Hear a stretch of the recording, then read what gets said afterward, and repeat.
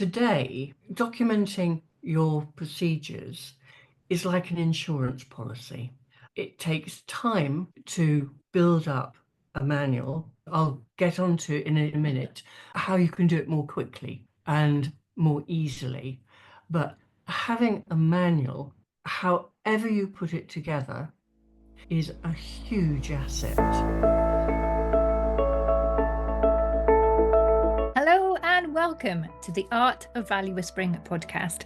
I'm your host, Melitta Campbell, business coach and value whisperer. And on this show, each week, we look at how you can create a quietly impactful business.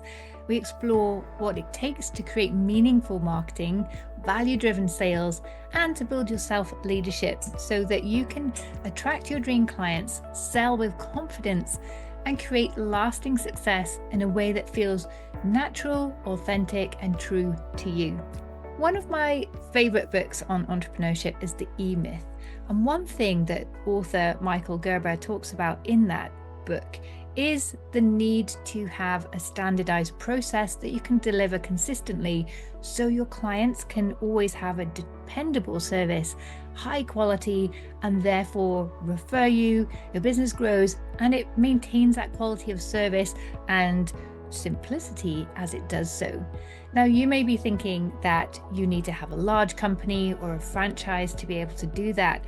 But actually, I've seen with my clients as well, how having a simple system, a sort of operating system for your business that you can manage on a day-to-day basis without ever being overwhelmed, and you can feel confident that your clients are always going to get the best service, is so important, and it's possible as well. So today I'm excited to speak with Penny Hopkinson, the author of Manual Magic, the operations manual that franchisees need to succeed.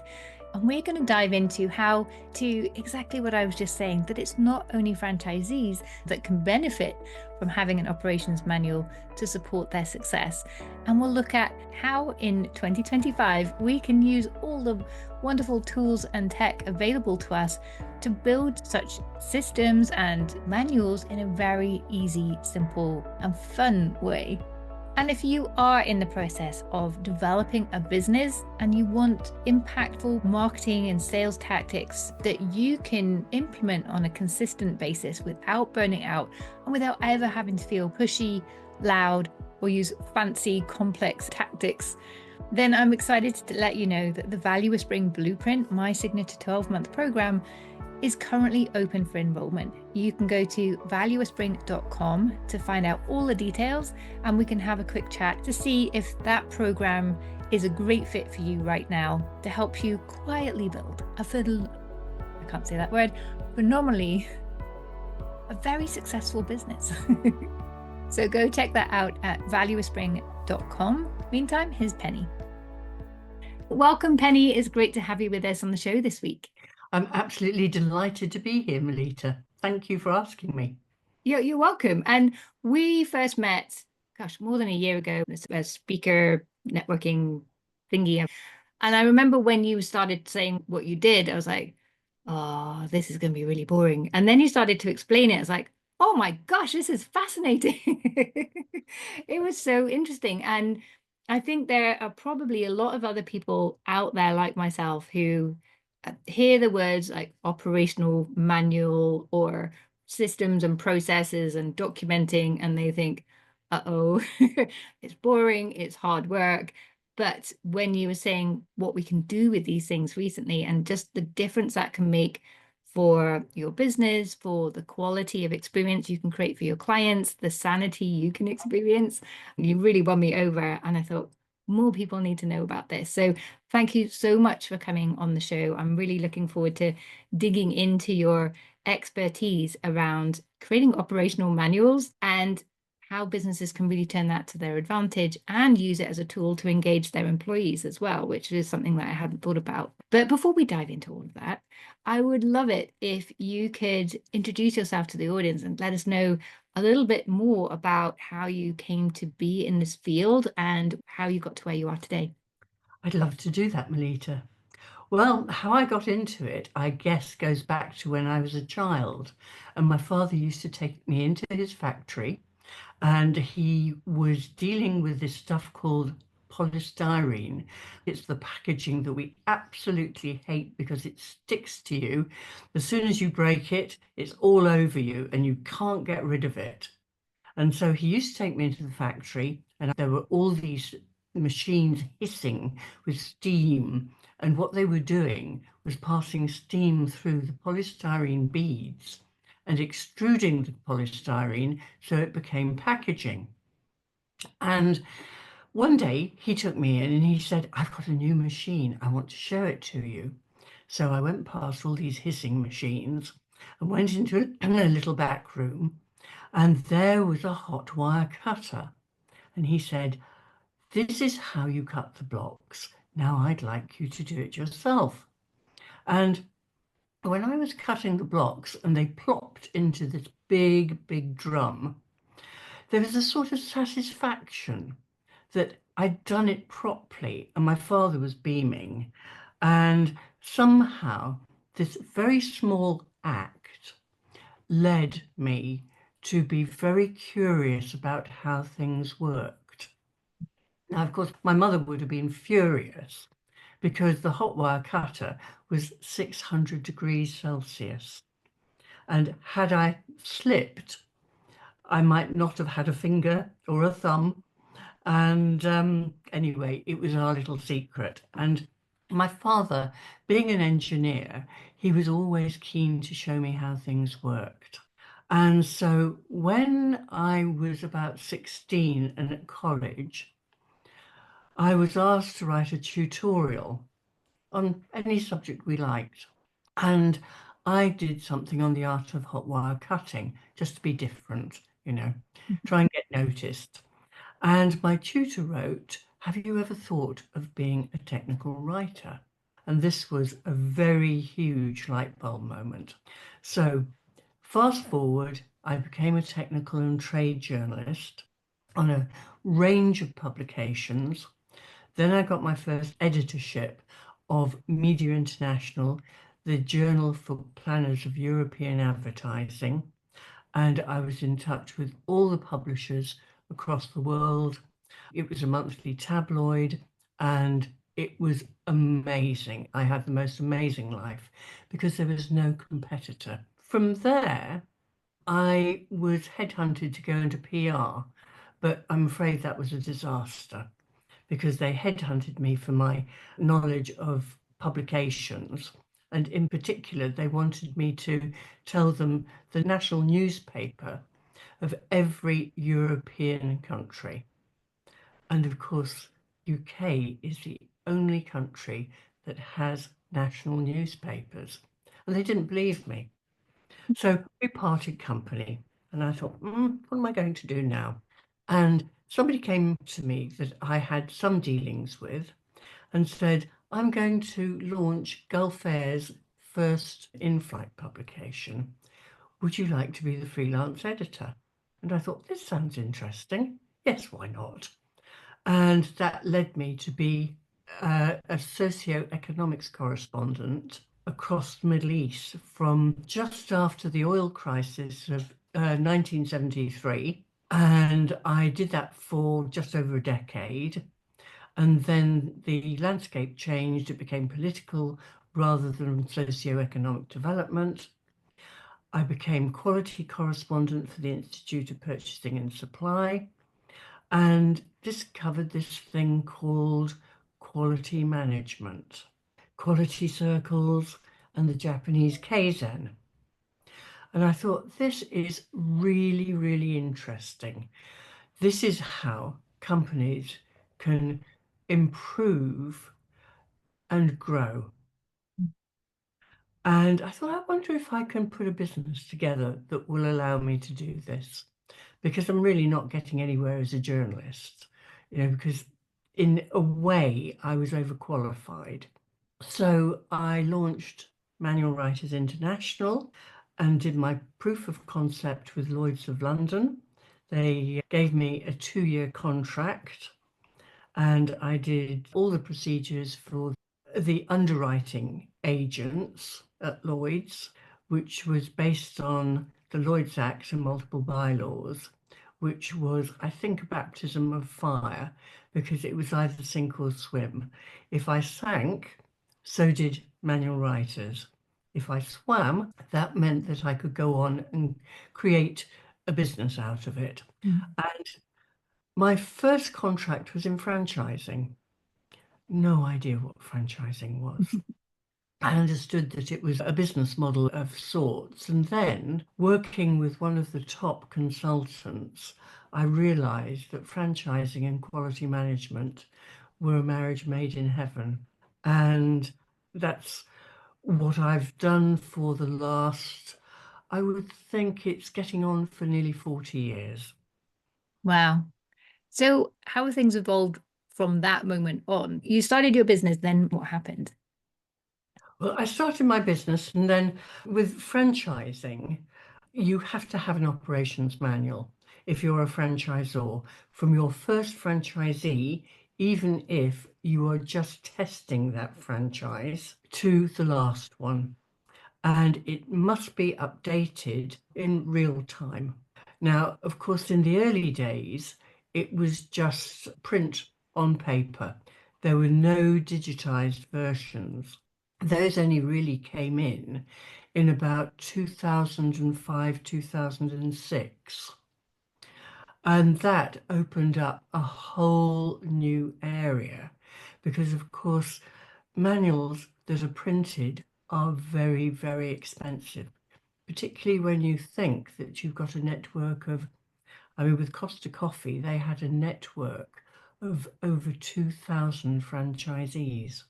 And you can imagine the cost of producing these manuals that had to be in very attractive binders to attract in those days, it was the brand partners who were responsible for developing a region or territory.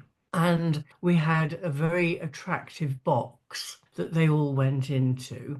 I think we had about 5 manuals, and it was a project that took the best part of 3 years.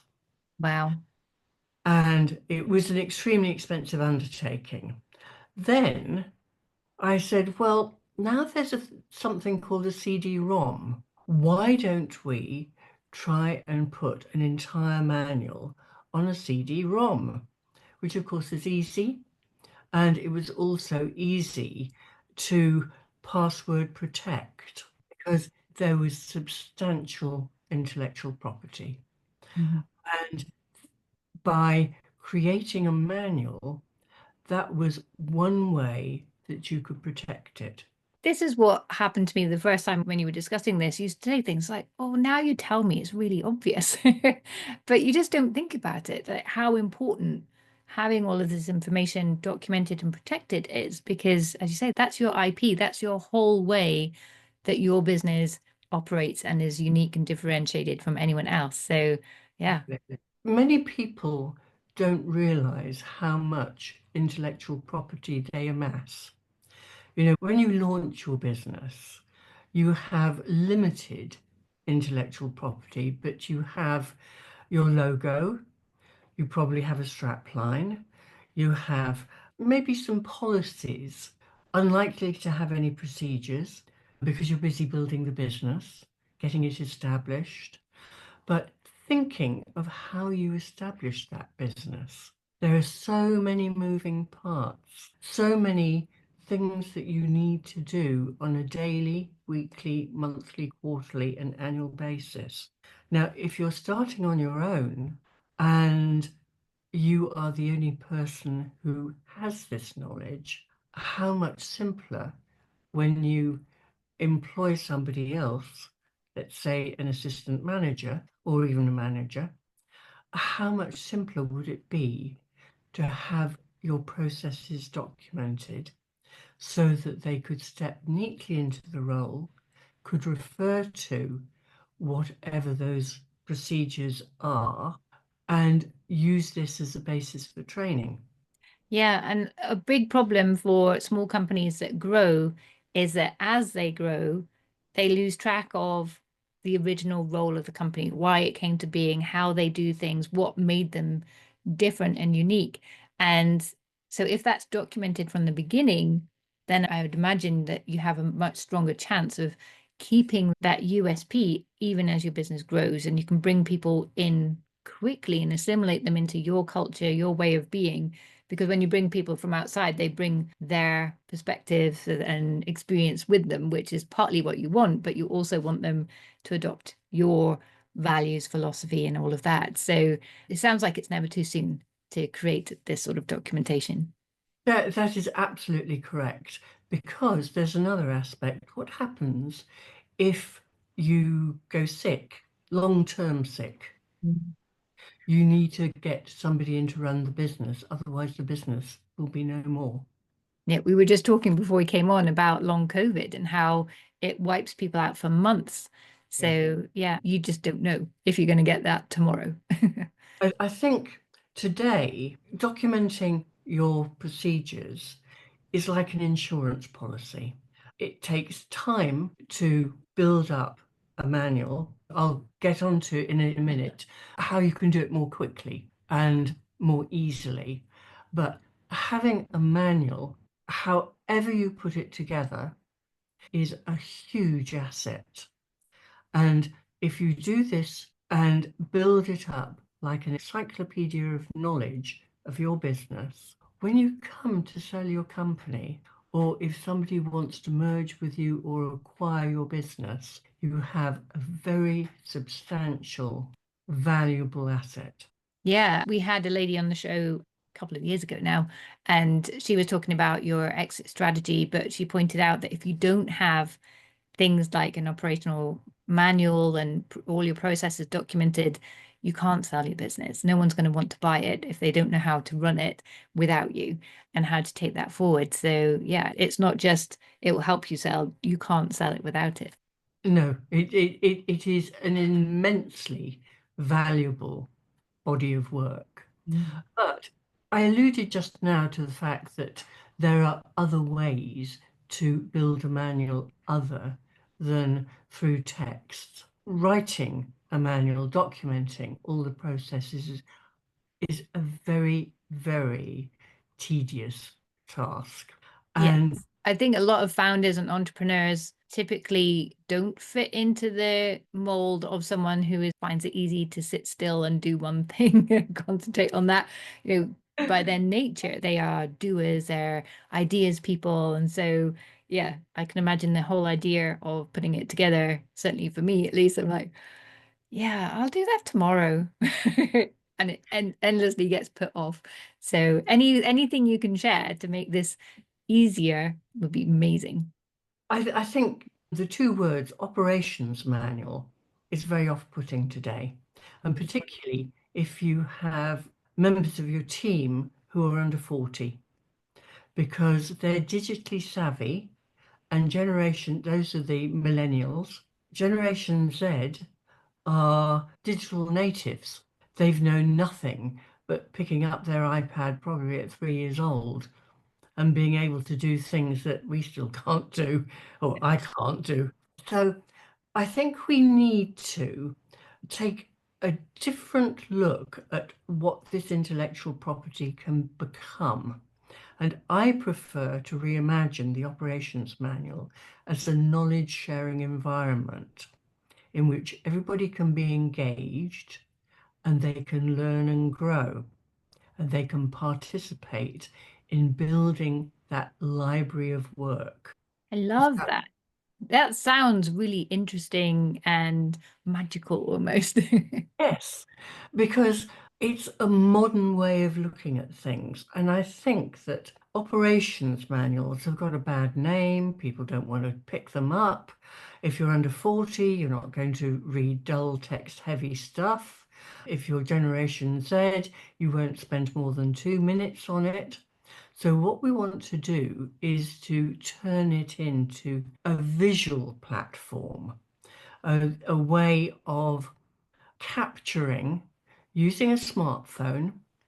So, for example, if you're running a bakery, Mary notices that the kitchen hand who comes in very early in the morning often forgets to take the butter out of the fridge, ready for the chef to make the Victoria sponges. Consequently, the Victoria sponges are not light and fluffy and really tasty. They're very heavy and stodgy. And there are a lot of complaints and a lot of cake mixes getting thrown away. So Mary thinks, I wonder if I can put it through the microwave and test it to the right consistency. Would this save some problems? So she tests it out, and the manager says, why don't you and Carl, the kitchen hand, do a little storyboard and then record on your smartphone, and then we'll upload it to a special knowledge sharing platform in little clips, and you caption them, and then we'll see what happens. So she does this, and at the end, they've got a wonderful sequence of how to do this with the optimum time necessary to get the butters the right consistency. So it all goes to probably the CEO if you're running your own business. And she or he will say, yes, that is exactly what we want. Now, I will turn it into a QR code that will be positioned in every kitchen so that if the kitchen hand forgets to take the butter out of the fridge, then we know what to do. So Mary and Carl get all the kudos. They get a nice voucher for £100, say, and they go forward to the annual conference or the employee of the year who has made the most impact on continuous improvement. And in a franchise or in a branch office, what that would amount to is, let's say, £2,000 or £3,000 worth of training that office can take advantage of. I'd say it's not just easy to do, it gives people responsibility and the opportunity to kind of share their knowledge. And people love doing this, sharing their secrets, their hacks, their insider views. And my I know my daughter, she's 17 now, but when she was about 13 or 14, she was really into her hacks that she found on social media. I found this hack, Mum. My favorite was, Mum, I found this hack because our dishwasher broke, so we had to wash the dishes. She goes, if we use hot water, it cleans the dishes much easier. So he loved these hacks and it feels more exciting. And then you don't have to like open up every manual to find out which one has the information, wade through trying to find it, read it and make sense of it because most people are visual anyway. So there was lots of room for error, I guess, in that. Well, plus people just wouldn't bother and they would find their own ways anyway. But this seems like really they get the information directly in the moment where they want it in a very digestible format. Everyone's rewarded nicely. Yeah, it feels like a win-win-win all round.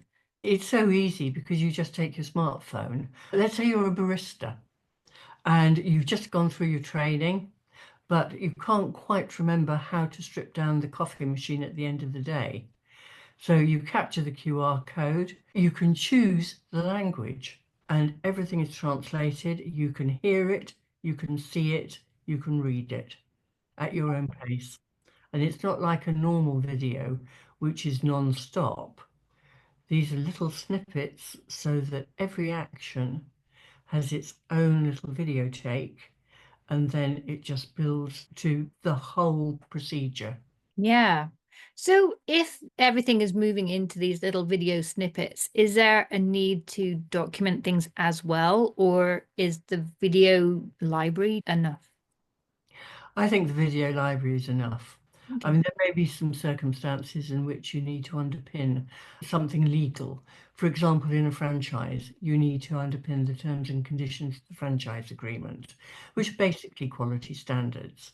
So what you would do is you would introduce the topic, then you would give all the points towards a minimum quality standard, which is taken from the agreement, then roles and responsibilities, so who's responsible for what action, and then how to measure, analyze, and improve. You might well have your KPIs there. And you really don't want to make it too complicated. So if you built up a library of these little video snippets for all the core processes, you would be well on your way. And of course, it provides a single source of truth because let's say you have, I don't know, it could be a supermarket with a few thousand outlets or stores. One trainer is not going to train them all.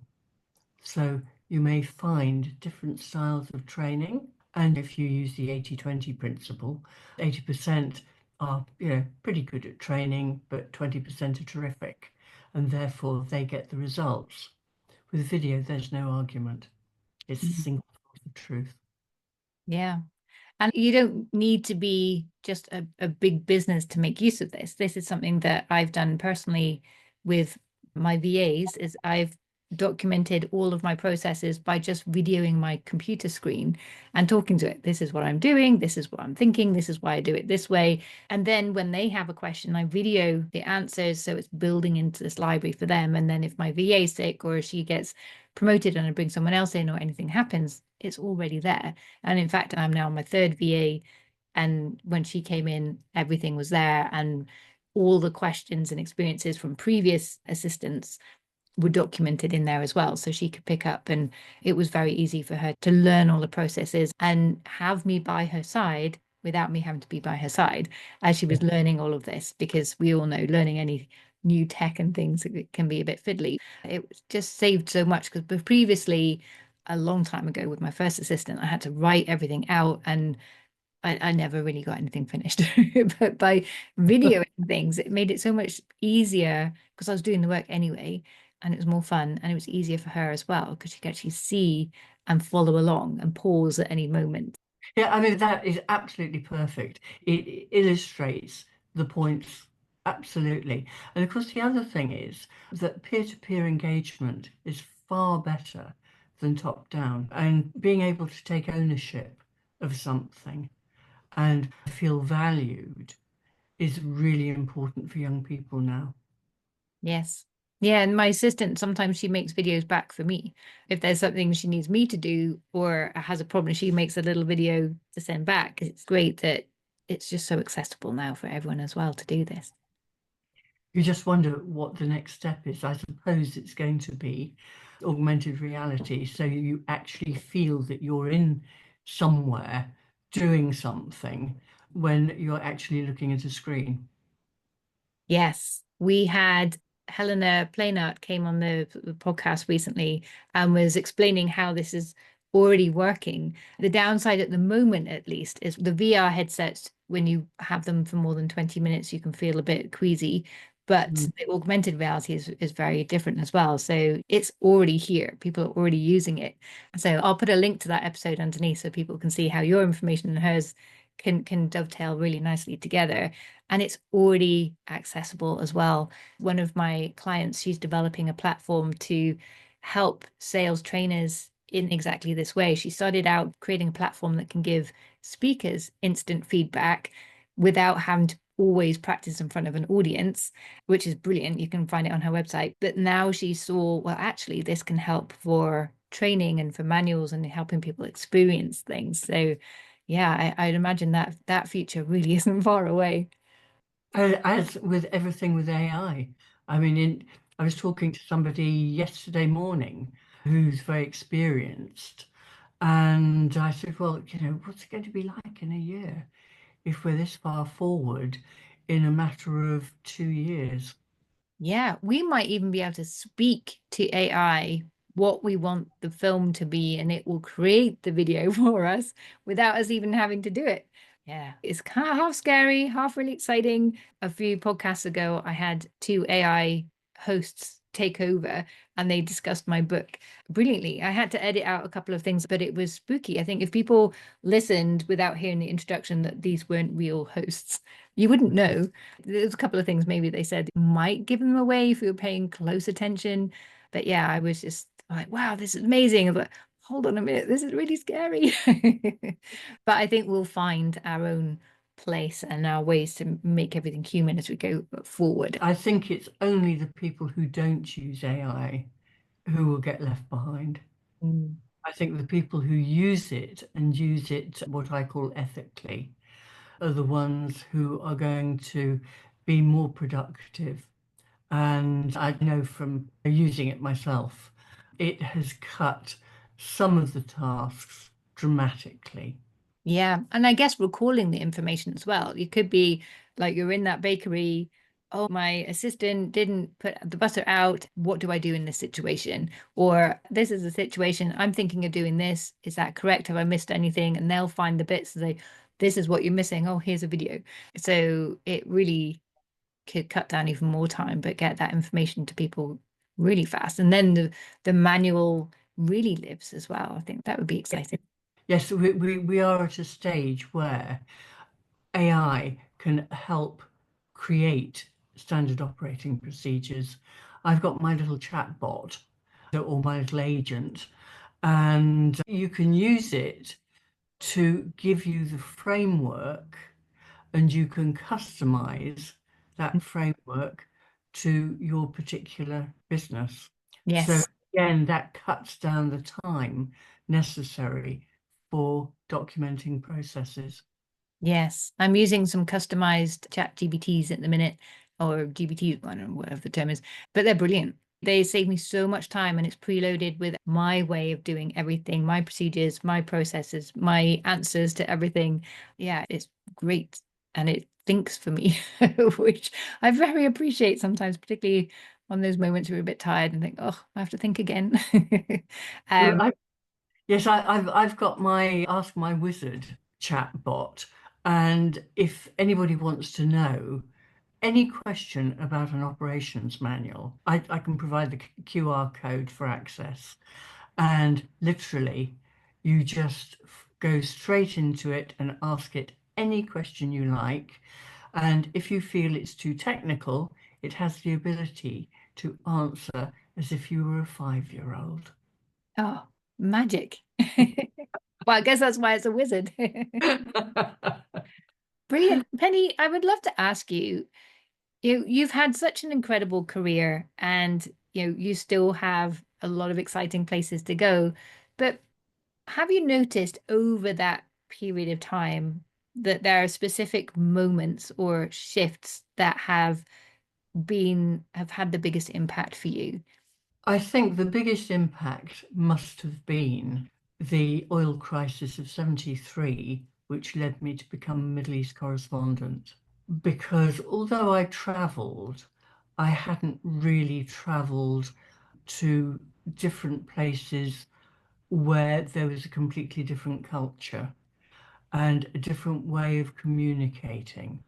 And I was privileged enough to be working for some of the biggest publications in the world, like Wall Street Journal and International Herald Tribune, and a couple of Arabic magazines, which were like Business Week, and interviewing ministers, merchants, and members of the ruling families.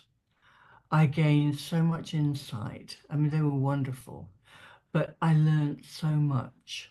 And if there hadn't have been that oil crisis, and I'm afraid if there hadn't, life would have been a lot easier for a lot of people. But for me, it was a revelation. And I was a career journalist at that point with no thoughts whatsoever of being anything else. But if I look back and the crisis, which I call a crossroads, so I took the right fork in the road towards quality and being a quality correspondent, which led me obviously to launching the business. But if I look at it, had I not seized that opportunity and said, "Oh no, Middle East, I don't think I want to go around there."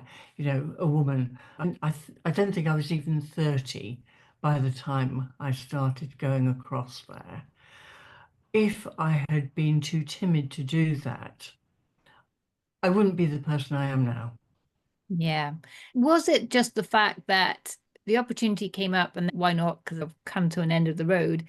Or was there any other thinking that made you decide to go for that? Or was there more process behind that? There was no real process behind it because I was always or I became the person who always wanted to go and do something different. And there were very, very few journalists out there. Most of them sat in hotels and didn't go out and meet anybody local. So they never got the stories from the ground. And the ministries of information were very guarded, and they only really wanted you to go to see people they knew would show them in the best light. But when I went to places, well, there's no place like Oman, but Oman was probably the least accessible, with the exception of Saudi. And I had a local sponsor, not the Ministry of Information. And therefore, I had access to the private sector, which nobody else did. So it was all tremendously exciting, great sense of adventure. And at no point did I say no. So if you could go back in time, is there any advice you would give your younger self that might have helped you on that journey or anything you might do differently? I think the first bit of advice would be trust your intuition. If your intuition says go for it and you don't hesitate, then go for it. If your intuition says, I'm not so sure that this is going to work, then it probably won't. Yes. We hear that a lot on the show. I think it was about last summer, I interviewed a lady on, okay, everybody is saying trust your intuition. How do we do that? Where do we find our intuition? Because I think sometimes we have learned to distrust it.